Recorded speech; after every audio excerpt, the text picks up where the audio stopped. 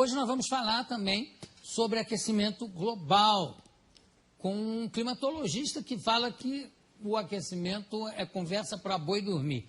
Eu não sei se o boi prefere dormir na sombra. Eu vou conversar com o Ricardo Felício. Venha para cá.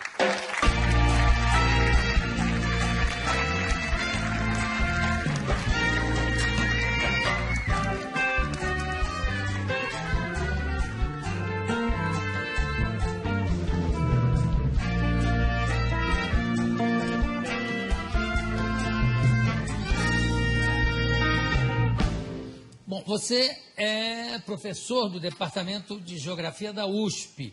E o que é que você estuda especificamente? Climatologia, é isso? Climatologia antártica, do continente antártico, já há 20 anos. É só do continente antártico? É a minha especialidade, mas o resto também. Sim, não tem como separar. Claro. E você esteve na Antártida algumas vezes? 2 vezes já. O que você acha das teorias de que o aquecimento global está derretendo o gelo do continente? Começa que já nem é uma teoria, é só uma hipótese. Então ela não carece de prova científica. Então é isso que é o pior. Você tá... Não carece de não tem prova científica do aquecimento global. São 26 anos, na verdade são 3.000 anos que essa história já existe. Nossos pesquisadores da equipe da Climagel já foram buscando essa informação. Já se discutiu isso nas ágoras das póleis gregas. Se cortasse árvore ia mudar o clima do planeta. Na Grécia Antiga já se discutiu? No Senado Romano se faria ou não os aquedutos porque ia mudar o clima. E por aí foi. Até hoje nós estamos com essa historinha. A mesma coisa. O clima vai mudar, o homem mexe no planeta, não sei o quê, e não mexe nada. Mas é engraçado, tem relatos de uma civilização, não sei se é a Inca ou se é Azteca, onde eles iam cortando florestas para usar essa madeira, inclusive para queimar essa madeira, com aquecimento, etc. E à medida, quando chegaram nas últimas árvores, que acabou a floresta, que a civilização também começou a cair, a entrar em decadência. Não tem nada a ver uma coisa com a outra. Você destruiu aqui, não tem uma consequência? Não pode ficar... Tem que tomar muito cuidado com isso, porque isso são ações locais e não são ações planetárias. Mas no local funciona. Mesmo assim, a alteração é muito pequenininha. A cidade de São Paulo faz o seu microclima, por exemplo.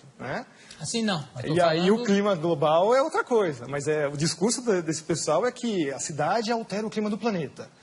Portanto, a cidade tem que se adaptar à mudança do clima, que ela mesma fez. Mas espera aí, raciocínio circular, né? Agora, como é que... Quer dizer que a água não está... O gelo não está derretendo lá? Não, o gelo derrete e congela de novo. Tem os seus ciclos, Isso já é muito conhecido desde o final da Segunda Guerra Mundial. Primeiro que o próprio cenário de guerra era o cenário polar, A gente está acostumado a sempre ver o mundo no planisfério, acha que os Estados Unidos estão de um lado de cá, a Rússia está do outro lado, eles vão se matar por mísseis por cima do Atlântico, Não, eles vão se matar em cima do polo, Claro. Na verdade, eles estão pertinhos um do outro, Então, o conhecimento do gelo, já na época militar, já é muito difundido. Então, o próprio Ano Geofísico Internacional, 1957 até 58, estendido até 59, a primeira missão dos americanos foi atravessar o polo e, inclusive, colocar um submarino nuclear no polo. Embaixo da exatamente. Foi o submarino Nautilus, que conseguiu, em 57, atravessar o polo todo. E o submarino Skate, ele conseguiu furar o gelo, quer dizer, eles já sabiam exatamente aonde estão as políneas, que são as aberturas do gelo do Ártico, para poder colocar a arma de guerra lá. Então o clima e militarismo está sempre andando junto, Tudo está andando junto com o militarismo. Como é que é o negócio do nível do mar? Não está subindo ano? Não, o nível do mar continua no mesmo lugar. Tem essa história também. As calotas estão derretendo. Não. Primeiro que se fosse derreter alguma coisa, teria que ser a Antártida. Então, aí sim você teria uma elevação do nível considerável. Mas para derreter a Antártida, cá para nós, você tem que ter uma temperatura na Terra, assim, uns 20 ou 30 graus, muito mais elevado. Sim, mas a medição do nível do mar Está subindo? Não, ele tem Como é que- pequenas variações. Por exemplo, só o El Niño, que é um fenômeno completamente natural, varia o mar meio metro. E aí, os piores cenários do IPCC, que é o painel intergovernamental para a mudança do clima, né? O pior cenário deles é 50 centímetros Em quanto tempo? em 100 anos. Mas não tem uma medição feita pelo Capitão Cook? Tem, tá? De quando é? Acho que 1780, mais ou menos. E de lá para No cá... mesmo lugar. O nível do mar está no mesmo lugar. Então, que alívio que você me dá. Isso, nossa. Não, tem uma situação mais engraçada. Que eu fui fechar minha conta num banco que se diz sustentável, essas coisas, e eu odeio essa história, né? E, não, mas o senhor faz o quê? Eu sou professor de climatologia. O mundo vai acabar? Eu, ai, meu Deus. É assim, as pessoas estão assim, apavoradas, o mundo vai acabar. Não, a Mariana estava preocupadíssima, inclusive ela tampa tudo que é espelho, até hoje, Por causa do aquecimento com medo global. de ver o reflexo do aquecimento global. O aquecimento global virou o bode expiatório para todos os males da humanidade.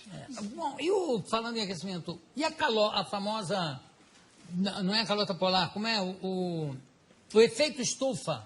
Esse é o pior de todos, né? Essa é uma física impossível. Ai, eu estou tão contente hoje. Quer dizer, o mundo terminar em 2012, nem pensar, né? De jeito nenhum. Tá. Então vamos para o efeito estufa. Como é O que é? efeito estufa é a maior falácia científica que existe na história, né? Primeiro que ele é baseado num conceito científico que não existe. A Terra tem essa temperatura porque ela tem atmosfera, recebe energia do Sol, tem uma interação com a atmosfera, e por lei dos gases, note, não é uma teoria, é a lei dos gases, pressão, temperatura, né, e volume. Então, por causa de ter uma atmosfera, nós temos essa temperatura. Eu adoro essa discussão assim que os aquecimentistas, que são os que trabalham para o lado do aquecimento global. Não, mas o maior exemplo de que o CO2 realmente acaba com o planeta Terra, acabaria com o planeta Terra, é Vênus. Aí eu falo, é? Tá, qual é a pressão atmosférica na superfície de Vênus? Não sei. São 90 vezes a pressão atmosférica da Terra. Portanto, a temperatura lá é de 400 graus na superfície, não é por causa do CO2, é por causa da pressão atmosférica da atmosfera de Vênus. E Vênus também tem o problema da camisa, né? Que deve ter uma certa influência. Agora, quer dizer que não há o efeito estufa? Não, essa física não existe. Então, o negócio do pum dos carneiros da Nova Zelândia, você já ouviu falar nisso? Já!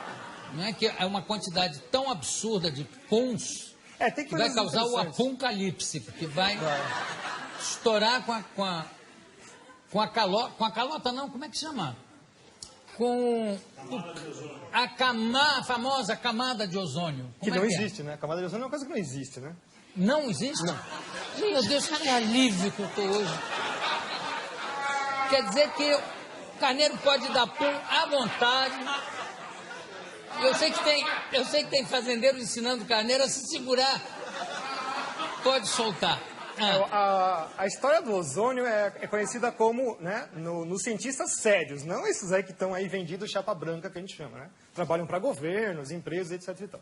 Cientistas sérios, o próprio pai da coisa é o Dobson, que no ano Geofísico Internacional se propôs a ir para a Antártica justamente para saber qual era a variação do ozônio na calota polar. Ele já sabia que o ozônio desaparecia completamente na Antártida. E aí, de lá para cá, os caras desaparecem com essas informações e falam que é o seu desodorante que destrói a camada de ozônio. Nossa! Nunca mais eu pego um sujeito fedendo, que eu brigar com ele, para botar um desodorante. Aí quando você vai ver o que acontece, é a quebra das patentes dos CFCs, os gases refrigerantes. Então, em 87, começam a terminar as patentes, elas começam a se tornar públicas, você não precisa mais pagar royalties para elas. Então, a indústria toda que detém essas patentes lança um substituto chamado HCFC, que é um organofluoroclorado como qualquer outro, mas custa, né, o CFC passa a custar $1,38 o quilo, o outro passa para $38 o quilo. Mas a grande vantagem é que ele não funciona em nenhuma das geladeiras anteriores, ar-condicionado e tudo mais. Então, é extremamente sustentável. Você tem que vender, jogar tudo fora e comprar tudo novo. Hoje, as patentes vencem em 25 anos. Então, o discurso agora é que os HCFCs, milagrosamente, descobriram que ele também faz mal para a camada de ozônio e aquecimento global. Que alívio que a gente sente, né? Não, mas o melhor é o preço, que vai ser o substituto. Que as empresas agora falaram que vão garantir que não vai dar mais problema. Né? $128 o quilo. E também não vão funcionar nos outros equipamentos. Isso tem sempre essa jogada, né? Se vocês perceberem agora, mas não é só trocar o gazinho do refrigerante. Parques industriais inteiros têm que ser trocados, porque existem os sistemas de refrigeração central, caldeiras e tudo mais. Se vocês perceberem agora, todos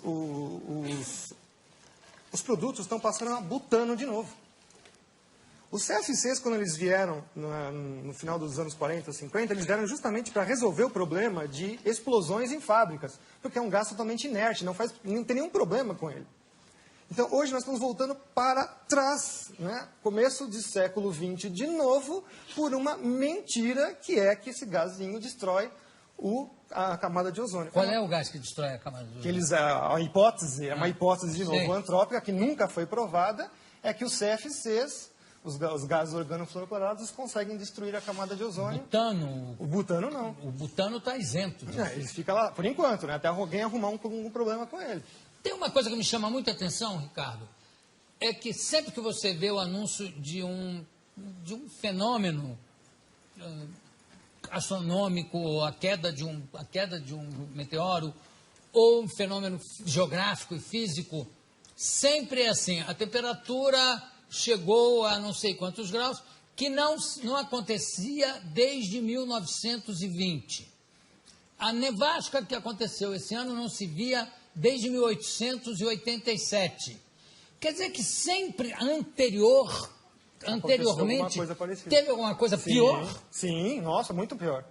Pois é, então por que essa coisa catastrófica, né, de achar que a próxima será a pior? Se nunca acontece isso. Os registros paleoclimáticos mostram coisas assim muito piores, tipo o nível do mar subir 50 metros em 100 anos, a temperatura subir em 50 anos 8 graus, e o pessoal está falando que vai subir meio grau em 100. Que isso? É piada isso? Isso é uma piada. Olha, tem gente já querendo fazer pergunta ali na plateia, não é? Pode fazer, faça. Você disse que esse negócio do aquecimento global não tem nada a ver e tal. E, assim, o meu pai, muitas pessoas mais velhas que eu conheço, diriam que São Paulo na década de 60, 70, era tipo, conhecido como a terra da garoa, que era muito frio. E hoje, agora, você pega a época do verão, tá um baita calor, um calor insuportável. O que você pode explicar sobre isso? Isso daí é o efeito do clima no local, né? Então, isso não é um efeito global. O caso da garoa, por exemplo, nós tivemos um trabalho científico feito agora em 2009, 2010, mostrando que nos últimos 3 anos ela voltou com a mesma intensidade dos anos 30, 40. Então, na verdade, também a garoa é um fenômeno cíclico. O que carece hoje em dia muito é a observação. Nós temos pouca observação realmente dos fenômenos climáticos dentro da cidade. A gente até fala que é o clima citadino, na verdade, né? Em geral, nós temos também pouca observação. A partir dos anos 90, fechou-se estações meteorológicas no mundo inteiro. O próprio presidente Collor de Mello fechou diversas estações meteorológicas aqui no Brasil também. Então, a gente carece bastante de informação meteorológica in loco. Os satélites medem, mas sempre tem assim um problema de método, enfim, não é uma coisa tão fácil. A influência do desmatamento no clima global? Não existe. Não, infelizmente. Não existe? Não. E no clima local? Mais ou menos. Uma coisa que as pessoas também não sabem... Quer dizer, a Amazônia, então, não é o pulmão do Não, tem mundo? que tomar cuidado. Não, nunca foi. Nunca foi. Nunca foi. Essa teoria já foi derrubada nos anos 80. Já. Não são é nem os a oceanos. pleura, nada? Não, são os oceanos. Eu vou continuar aqui com o Ricardo Augusto, vou mais um bloco com ele, porque meu querido amigo, irmão, Juca de Oliveira, tem uma teoria que eu quero colocar aqui para o professor Ricardo para a gente debater. E também eu já vi que tem mais uma pessoa querendo fazer uma pergunta. Então, nós vamos abrir o próximo bloco com a pergunta dessa pessoa. Podemos continuar? O que vocês acham? Sim! Eu também acho. Vamos lá, por favor, Willem. Tenho aqui ao meu lado o professor Ricardo Augusto Felício, climatologista, estamos falando sobre clima. A gente fechou o último bloco falando para minha desolação que a Amazônia não é o pulmão do mundo. E não tem influência, o desmatamento não tem influência no clima? Tem que tomar cuidado com isso, porque quando eu falo isso, significa que eu estou autorizando a destruir a floresta. Não, de forma... Mas a gente tem que tomar cuidado, porque o aporte do ambientalismo é esse contra as pessoas que falam, negam a hipótese do aquecimento global. Né? Então, você mistura tudo dentro de um saco de gatos.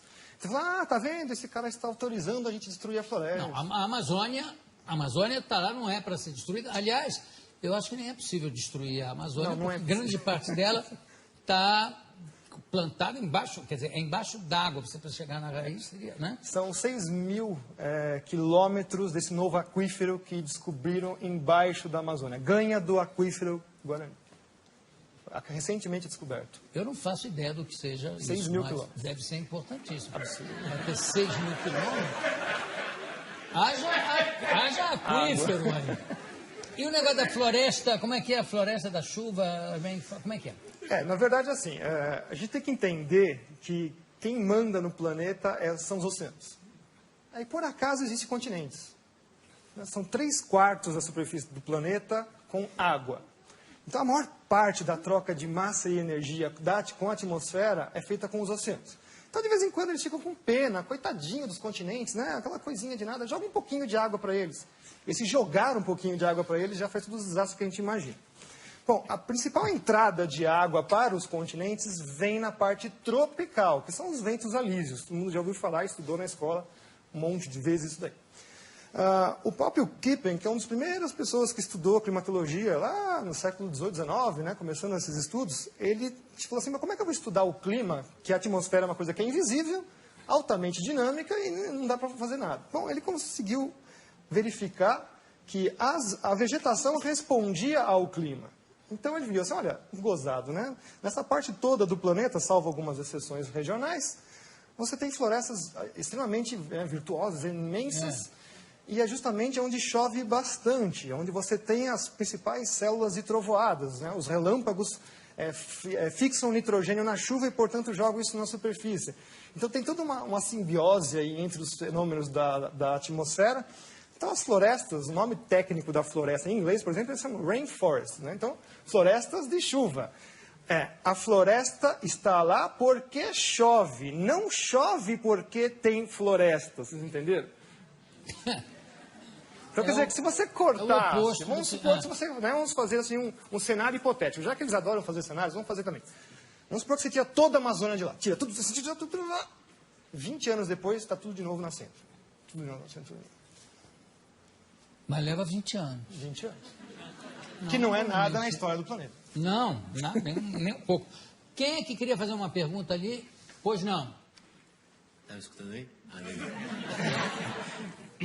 Eu sou aluno da USP também, gostaria de saber, o evento Rio Mais 20, que vai vir aqui no Rio de Janeiro, que vai discutir sobre a sustentabilidade, se a ação antrópica não tem tanto a ver assim, ou quase nada a ver com o aquecimento global, buraco na camada de ozônio e o efeito estufa, afinal, o que eles vão discutir na Rio Mais 20? Eles vão discutir como manter as suas colônias na coleira. Hã? Olha, vamos lá. 1492. Chegam aqui e nos convenceram que nós precisávamos de espelhinhos para sobreviver. 1992. 500 anos exatamente, eles vêm com a história da Rio. Né? Todo esse negócio, o mundo está acabando, etc. e tal. Tem os precedentes disso. 1980, então começou com a historinha da camada de ozônio. 1987 se forma o primeiro painel intergovernamental chamado IOTP para a camada de ozônio. 87. 88, o IPCC, que é o painel das mudanças climáticas. 89, cai o Muro de Berlim. Aí você fala, mas o que tem a ver? Tem tudo a ver. É o sistema capitalista se expandindo. E, ao mesmo tempo, quando você tem isso, nossa, metade do efetivo dos cientistas do mundo trabalhavam para a Guerra Fria. Acabou a mamata. Se você for pegar o histórico desses cientistas que trabalham para o aquecimento global hoje, são os mesmos que trabalhavam para todos os desastres atômicos e nucleares, e etc. e tal. Então, o que esses cientistas sabiam fazer? Cenários em computadores. Programo e faço cenários. Olha, você joga uma bomba nuclear aqui e faz isso. Olha. Eles só trocaram um negócio chamado guerra termonuclear global por aquecimento global.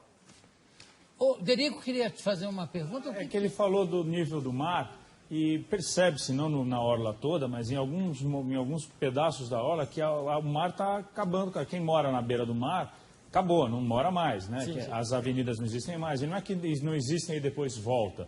O mar pegou e acabou. Então diminuiu-se a orla, né? Está se chegando, parece que a orla do Brasil está vindo para cá.